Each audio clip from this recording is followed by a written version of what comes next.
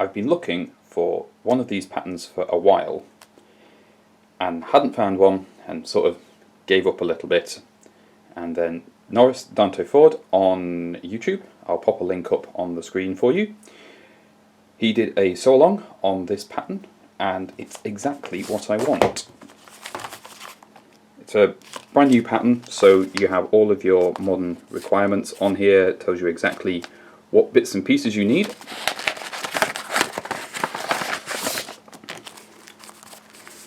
And of course you have all of your instructions in here as well. I haven't used a pattern from this company before, so we'll have to see how we get on with that. But I think we'll be okay. The first thing I'll need to do is a mock-up. I do have some fabric for that, because I'm not sure how this will fit me. He's a very different shape to, well, very different shape to me, and I've got a feeling the shoulders might be a little bit wide on me and the body might be a little bit long, but I won't know until I've made a mock-up version. Now that I've had a good look at the pattern and I understand a bit better what I'm supposed to be putting together here, it's time to make a mock-up. Sometimes I do bother with these and sometimes I don't. If it's a very complicated garment, like this one, I do tend to bother with a mock-up, especially if it's a pattern that's completely new to me. I've not bought a pattern from this company before, I've not bought a pattern by this designer before, so I don't really know how it's going to fit me. My initial impression is that it's probably going to fit about how I want it to. I want this to be slightly oversized on me.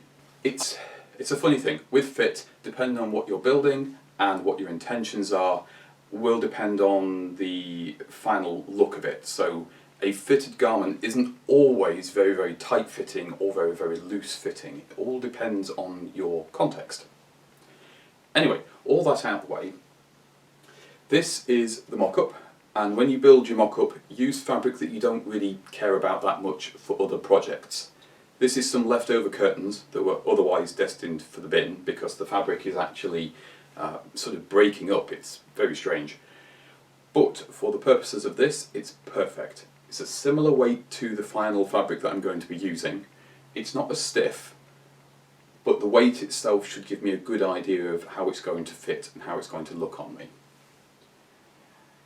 Around the back, I didn't have quite enough, so I've patched in the vents here, so these move out as your back. Like, as you move like that, they'll stretch on your shoulders just to give you a bit more room. Makes a lot of sense because when you ride a motorbike, you're like this all the time. So you want that extra room up on your shoulders, but you also don't want the bulk to just be like enormous shoulders when you're not on the bike. And these do sort of fold away quite nicely into that gap. Also gives you an opportunity for some design flair.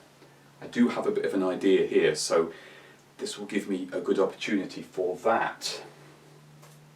On the mannequin at least, it looks like it fits about as I expect.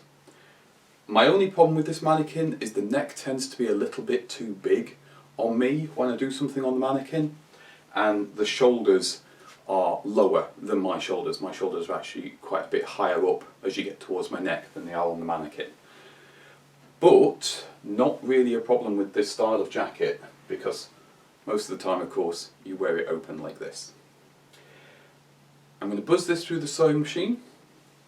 One last thing before I do though, when you do a mock-up, you don't need to cut out every single piece. I haven't done the pockets, I haven't done the lining. All I've done is the exterior shell of the jacket. I've not cut the splits in the sleeves for the zips. There's little pieces, you'll find out later.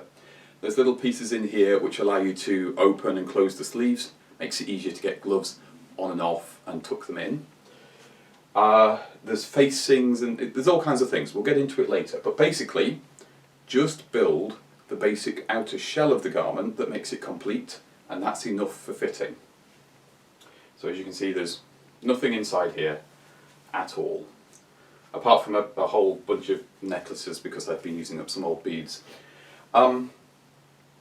Yeah, okay, enough waffle, let's get it on the machine and I shall bring you back when this is all sewn together.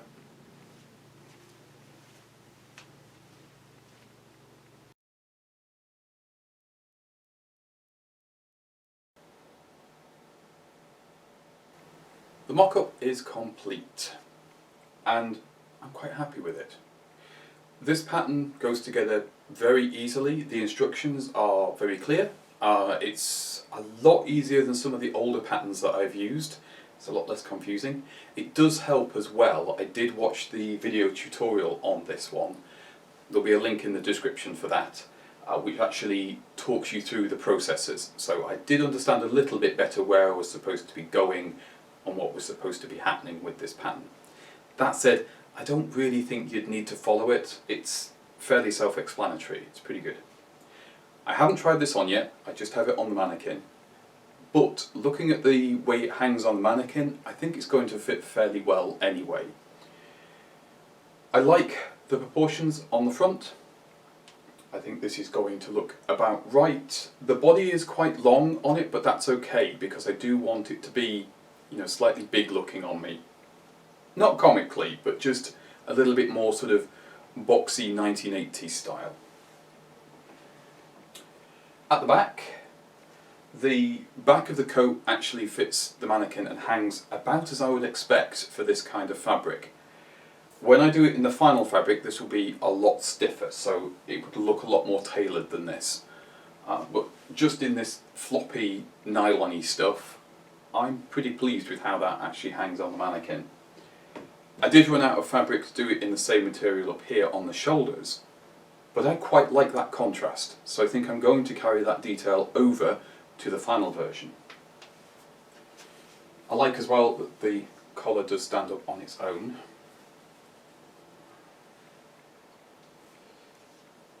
Let's try it on and see what the fit's really like. I am expecting the sleeves to be a bit long, but that's because I haven't turned them up, which you do to get them to match the lining. So the sleeves might look a bit funny, but the rest of it I think will probably look okay. One mock-up on. I've put my hair up with some paintbrushes just to get it out the way so you can see what's going on. And first impressions, yeah, this is pretty good. I'm pretty happy with how this fits. The sleeves, as predicted, are a little bit long, but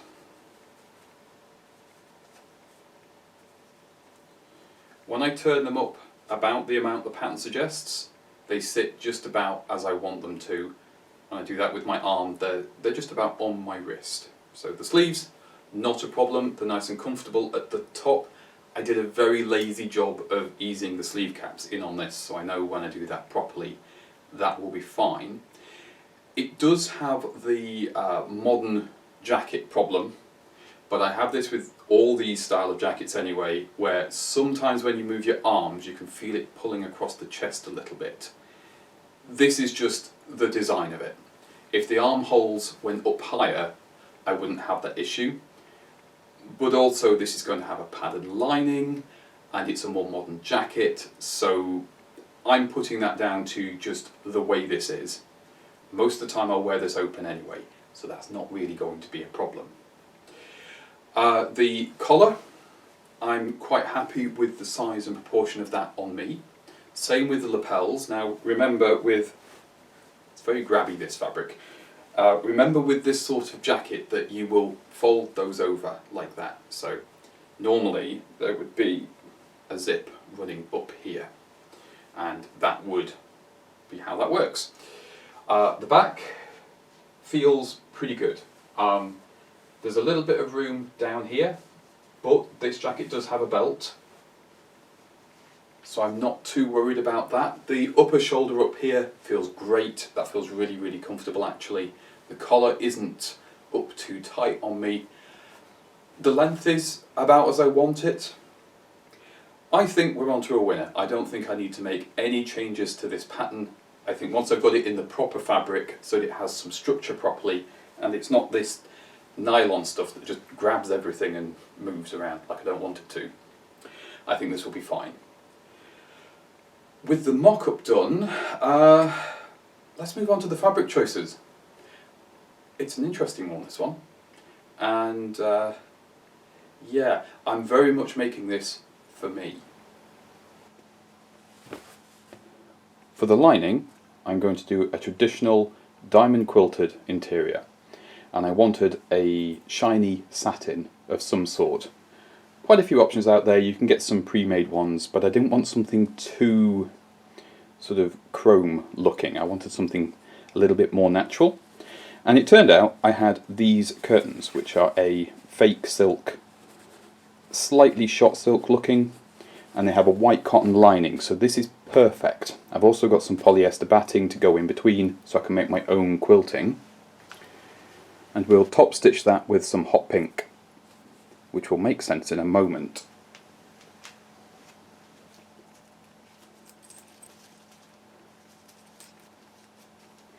You need quite a few zips. I'm using brass ones. I wanted metal zips, that's what it suggests in the pattern, and that is the look I want. And looking at the options that were available, the brass ones provided me all the sizes I wanted in the proportions I wanted. I could get some nice gold ones and rose gold ones, which was my original plan, but none of them were really big enough. They were all a bit too small. The other thing you need is some press studs. Again, I've got some gold ones here, and these look like polished brass. I'm not sure what finish they really are. They were a good match for the zips that I've got.